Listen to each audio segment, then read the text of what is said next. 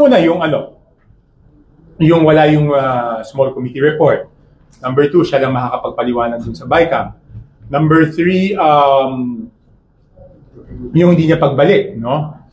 Number 4 is yung possible na benefit ng niya doon sa SunWest, no? 4 yun. Pero today, pagdating ko sa Congress, I will file a supplementary complaint dahil nga doon naman sa sinabi ni DE Henry Alcantara, no? So napagdugtong-dugtong na natin, 'di ba? Sinabi ko na yung proponent napakahalaga nung role na ginagampanan, 'di ba? Sinabi na ni DE Alcantara na pag may na-insert, 'di ba?